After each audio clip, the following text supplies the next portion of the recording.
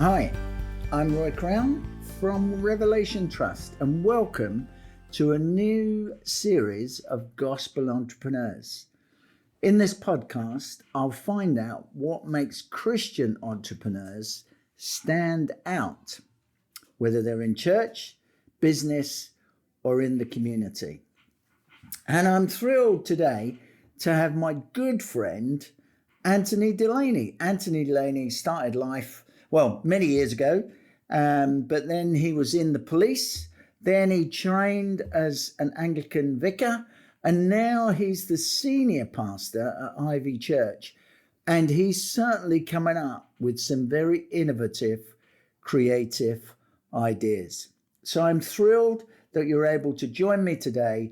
Sit back, enjoy my conversation with Anthony Delaney, who is senior church leader in Ivy Church in Manchester. Hey, this is Gospel Entrepreneurs. You're a local church leader. And what would you say to pastors listening to this in this whole concept? Because they often see entrepreneurs as businessmen, but I think your DNA in what you've done as a local church pastor has been very entrepreneurial in some of the things you've done. Give us a few stories.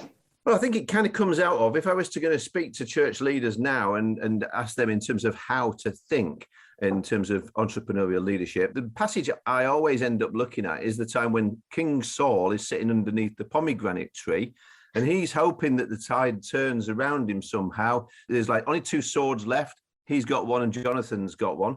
He's got the guys with the Urim and Thurim sitting next to him in case God gives a plan. But really, God's given them the plan, which is take the fight to the enemy. But he's sitting there and hoping that it'll all happen somehow. And he's conserving and holding on. And fear will do that to us, even in a time like this, even more so perhaps. Fear is going to say, hold on to what you've got. Don't take any risks. Ride out the storm. And, maybe God will send revival to the nation and then it'll all be fine. And yet what I love is Jonathan turns to his armor bearer and says, come on, let's go. And it's like, that's the spirit for me. And to be honest with you, when you look at it as a plan, I wouldn't want him in charge of my paintball group, because it's like we'll stand out in the open. We're going to make ourselves seen. And then we're going to go to the enemy and we're going to have to climb up. And it's going to be a fight. It's going to be hard. But you know what he says? The Lord's able to save, whether by many or by few. And it's him that's going to give a victory if we're going to get a victory. And as long as he gets the glory at the end of it, I think we have this opportunity at the moment, more than ever perhaps, to be able to think differently, reinvent, ask the big questions about what's church going to be like as we rebuild. And really, rather than waiting for God, I think so often God's waiting for us. He's waiting for somebody, maybe somebody listening right now, to say, come on, let's get going. Let's go and have a go. And I think, Andy, that's an amazing story, because I think if you've got a crazy idea, because it was a crazy idea, let's face it, it was a crazy idea, and the odds were stacked against. I think God will give you one other crazy person that says, now it happened to be his armor bearer, yeah, let's go for it. Do you kind of work in team? How do you check out if you've got that crazy idea that it's a good idea and not just a good idea? What do you do there, Anthony? Well, I think first of all, because I'm married, my wife's a great kind of sounding board for stuff, and I think she's highly prophetic and she's able to help me to see what I can't see, and so that's my kind of first check for things. But then subsequently, we have a great group of elders here at the church. Tell us what church you are, because people may not know Ivy Church. Yeah, so Ivy Church was founded in 1893 when a young man called Oliver Brockbank went to Cambridge University. He was fairly wealthy. He heard the gospel via D.L. Moody. Moody and Sankey came and did a mission. He came back fired up for Jesus and started to reach out kind of below his social class to working class people and started a house church. The house church filled up. He then built an additional room on the side of his house. And at this point, his house was Ivy Cottage, was the name of his house. There were so many people started to come. In the end, he built and paid for the existing building, which now, has been standing all this time, and we've built onto it and we've planted out from it. But I always think that he had that entrepreneurial spirit. He never called himself the pastor. This wasn't founded as a church. It was Ivy Cottage Mission Hall. And the idea was that this was a mission that was going to reach out to the people of Manchester from here. I think we've still got the same spirit. I think that we don't just say that, we never just want to be a church people go to. We want to be a church that people go from. I think if churches started to measure differently, one way we can do that is to think that question pastors ask each other, how many are coming to your church? To be honest with you, I'm not as interested in that at all as I used to be. I think the better question is, how many people are going from your church, and what are you doing to go with them and to fan the flame of the place that they're deployed to on mission? What can we do to support, to equip, to engage more and more of our people in the ministry places that they're already called to? And so your spirit as Ivy, there's a bit of an entrepreneurial spirit that's been the DNA of Ivy over the years, has it?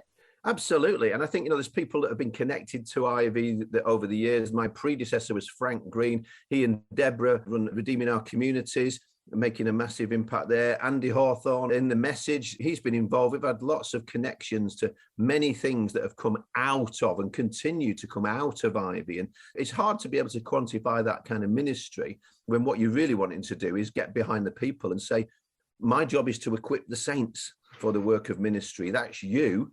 How can I serve you and your vision, and what can we do to get behind you and cheer you on? And I kind of hope that's something of what I certainly inherited that DNA. Years ago, before I went to theological college and was ordained as an Anglican, I read David Watson's book, I Believe in the Church. And even in that, way back, I don't know when that was written, in the early 80s probably, he had this picture in it, and he said, too often the vicar or the church leader is the cork in the bottle, and everything has to go through him, as it was then, and nothing happens otherwise. And he said, and that's not the way the church is ever going to flourish. I remember reading that and thinking, oh, that's so true. And obviously we're not going to do that. And yet all that time ever since then, it gets repeated, actually gets celebrated, unfortunately, sometimes as being the best way of doing church when somebody's in charge like that. And actually, again, I'd much rather be the one who's looking to release other people for the ministry rather than to just hold on to it all myself. And how do you find those entrepreneurs in your church? If somebody's listening, you're a senior leader, you've got a couple of hundred people, somebody may be listening to say, am I an entrepreneur? What's the DNA? Because you've done some amazing, you've got a new initiative that we're going to be talking about in just a minute. But you as a pastor, how do you see it in people? What are you looking for? Because you've got it in you. How do you see it in others? I just kind of call it out, to be honest with you. I think it's in most of us. A lot of it is down to fear. It really is. It's that battle. It's being, afraid to fail. It's afraid to get it wrong. And if we can help people to remove that and say, maybe what if the failure is just to not even have a go? That's what we'd say to our kids. I hope we'd say that to our kids. In the same way, I think God says it to his children. It's like the parable of the talents. I think when we preach these things, the Bible's a gold mine of things to be able to help us, to be able to say to people, God's given you, it might be 1, it might be 2, it might be 5, I don't know, it might be 10 talents. Use them all, cash them in this life, and do everything that you can for his glory and to have a go. And again, to saying we're praying for you, and occasionally to call people up, to have like a commissioning moment, to be able to say to people, we're here, we're disciples. We want to make more disciples. If you've got an idea, come and talk to us about it. And sometimes over the years, we've helped people by giving them some money. Sometimes we've helped them by giving them some mentoring. Sometimes we've helped people just by giving them our name on things and saying, yeah, that's Ivy, go for it. And rather than holding on to that and being scared, oh, they might get it wrong. Yeah, but they might get it right. And if they get it right, that's brilliant. So leading with a green light. I think when you get that, you're going to get more people coming along like that. Because so often we hear of people who are smashing it in the business world and in all kinds of different areas who they come to church and they get given responsibility for the coffee machine or something. And, and it's like, this is craziness. What can we do to really encourage people? God believes in you. We believe in you, believe in you too. And it's a culture, it's a spirit. And it really is something that we can build as we model it ourselves and again, champion it and telling people and showing people, hey, this is what we did. So, we've got our annual general meeting coming up soon. We're going to look back with gratitude at so many things that we don't call it the AGM, and we call it the annual gratitude meeting. Great. And we look back with thanks and say, God, these are some of the things that you've done. We don't know all of them. Here's some of the things that you've done. That then fuels the faith in the present for the future, and telling those stories. And the stories are not, certainly, I don't want any of the stories to be about me. I'm not going to put on, sorry, Roy Anthony was on Roy Crown's podcast. You are a permission giver. You do give permission, Anthony, and I think that's a key thing. But you have done some very exciting things even during COVID. Give us the story, your latest project. I think that's very entrepreneurial in what you've done there. Give us a bit of that story. Well, I mean, just circling back to what you said before, I always say I shouldn't have to give permission. You've already got a commission. Everybody's got the commission from Jesus to go and make disciples. So that's the test for me. Is it going to help more people find their way back to God? And if so, let's have a go and see if that will help. And just before COVID, a great friend of mine who unfortunately suddenly died in the middle of this project, Dave, he came to me. He used to play for a lacrosse club. Cheadle-Hulme Cricket and Lacrosse Club is the piece of land. And they come to him as a builder. It sounds and a said, bit posh, lacrosse. Is that a bit of a posh game, Anthony? It's actually invented by Native American Indians who came to England on a tour all around the country years ago and started playing lacrosse. And they happened to spend quite a bit up in the north. And that's where, actually, in the northwest, lacrosse is quite strong as a result of that. So Dave used to play there, and it was doing well in the leagues. Loads of kids come in, loads of teams, but the buildings were horrible. They're on by their own admission. The place was a mess, and so they came to Dave as a builder and said, we just don't know what to do. So he came to me as his church leader and said, "What about the church taking on this lacrosse club?" And when I went and looked at it with him, the main building was a sports and social club. It was really just a drinking hole. Nobody from the sports teams ever went in. It was sticky carpet, literally, Phoenix nights. It was rough. And I thought, wow. The thing is, I didn't know how much it had cost. I literally had no idea. And Dave's saying to me, I think we could probably do this. And so you weren't looking for a building. You weren't in the process. No. What happened before this happened, we had been years before, we'd gone for the go big. We went big. We ended up as one of our main sites. We were hiring Cineworld in Didsbury, 700 seats plus 4 other screens for all the kids that were coming. Because I was in there, if you're going to reach it, go big, go big. But then I realized actually a lot of people were coming and watching. We were putting on a really great show every week. It was tiring for myself and the people who were doing it. And there was a few people watching while everybody else was cheering. And yet we'd started some other church plants where people were more engaged. And I thought, well, maybe we're doing this wrong. Maybe the secret isn't to just get bigger and bigger for us. Maybe we need to be planting more and doing more things. And wherever we were doing those, they were flourishing. And actually, when COVID hit, we ended up reassessing everything around that. Now we're saying, well, maybe we're not going to go and hire great big places, or we might do occasionally, might do every 6 months or something. But what happened was we approached the council. We got a really amazing, incredible deal off them to buy the land on a lease for 150 years. It turns out, in the grace of God, the Cricket and Lacrosse Club was founded exactly the same year, 1893, as our church was, which I kind of go, ooh, hang on, that was spooky, really. And then we got the lease for 125 years. Another 125 years on, from 125 years of it being established, we buy the land. Then we raised the money. We basically cashed out everything, and we did whatever we could. And we as a church ended up putting in the majority of the money. We got a few bits of grants, but really there wasn't much in terms of grants. But we did this together with the cricket club and the lacrosse club, and we found there Ladybridge, which is the name of the So field. You now run a lacrosse club and a cricket club, is that right? Is that what you're telling me? Well, really, we work in partnership with the guys who run it, so that there's a cooperative being formed.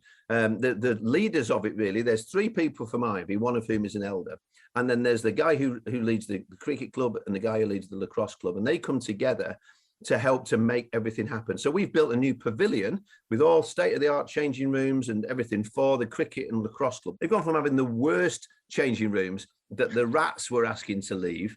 Now they've got the best in the league. And then we've got this beautiful place which is set up as a training resource. We're going to be putting in a sensory room as well for children and people with disabilities, etc., to be able to come into. And we've got, cafe in there, all beautifully done. And the toilets were the worst, Roy. I've got to say, they were horrible. And now the toilets are the best. But I think, people walk in there from the community all the time. They'll be in there today. The cafe is open today. People walk in and go, wow. And then they ask about what's gone on, what's the story, and all that, And it's like Peter said in scripture that always be ready to give everybody a reason for the hope that you have within you. I'm sure that's going to be one of your life verses too. But I just think we should do stuff that raises questions in the kingdom, that has people coming in and saying, why are you doing this? What's the reason for doing it? And how come you've done it so well, for us? Because they see it's for them. And it's such a door opener. And people are saying, can we have our weddings here? People want to connect with the church. When we were praying about it, the word that I got was connect, over and over again. Connect, connect, connect. Got to connect with the community. And so now it's called Lady Bridge Connect. And as you go in, the signs alongside it says Ivy Church, and then it's got the badge of the cricket club and the badge of the lacrosse club right next to each other. It's like, we are here in your community for you. And that doing things with your community rather than to them has been a real landmark of Ivy, isn't it? You've always done things with community. And this has been quite entrepreneurial. And what do you now do? So you worship there, you have a gathering for worship.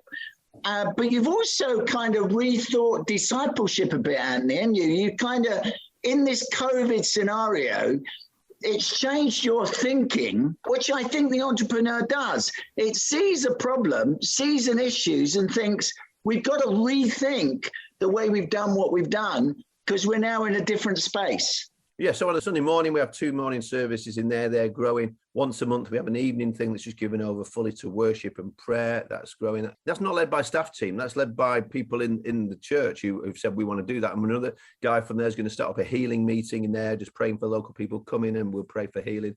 He comes to me and says, can we do this? And I'm like, of course you can. This is what Jesus told us to. Go for it. When COVID hit, they said that lots of restaurants closed. And one of the reasons was they didn't know what to do with all their waiters, the people who were serving. And so they just laid them off. But other ones said, do you know what? You can stay if you're going to be a delivery driver. Now we're going to take this show on the road. And so lots of these waiters effectively retrained as the delivery people. And I think that in lots of ways, that was what we said to our guys was, rather than having this church that people come to again, they're not going to be able to come. So we've been working for years on this idea of in order to help people find a way back to God, to release God's power through God's people, to be the body of Christ, where the Ephesians, apostle, evangelist, shepherd, teachers, just equip the saints for work of ministry. We said we're going to move from a site-based model, which is based upon us hiring or owning buildings, to becoming a multiplicational movement. And the reason we're going to do that, the way we're going to do that was by forming teams according to the purposes of the church. So what we would do is, it's all D's. It's got to be D's. You're a preacher at the end of the day. So there you go. And Delaney too. So it's there as well. So, yeah. So there's discover is the first one. How can we discover where people are? How do they discover us? Deliver. How do we get them to cross the line of faith? How do we get their baby born? How do we get people born again and set free too from everything that used to hold them? How do we help people to be devoted? What does a devoted look like? What are the practices of a devoted person? Spiritual practices of disciples. And then the devoted get developed. How do we train people and equip them for the final one, which is to recognize you're meant to be deployed on the mission of God, for the mission of God, right where you are, and maybe in other places too. And so we're here to help you to move people who feel lost and alone in the world, prodigal sons and daughters, or actually feel lost and alone in the church, like the older prodigal did. He didn't know what he was there for either, really. So whether you're lost in the world or lost in the church, we want to move people through those discipleships, through those D's, that pathway, so that in the end they are found and at home in the love of the Father. And then they go and get more prodigals who are out there in the world and invite them to come home to the Father too. So we've ended up really changing up the people we employ. So we're saying, we're not here to do the ministry. I'm not here to be a minister so much as I'm here to equip the saints for their work of ministry. Because we said it for years. We just weren't really doing it. And as COVID pushed that upon you, I mean, those circumstances caused you to rethink what you did and where you are? Or was that something you were thinking of when you had the cinema and when you were reflecting on, hang on a minute, is this really what I want to be part of? Yeah, I think for many people have said that COVID was less about, for some of us, making change happen. We've transformed rather than being changed. That's a choice.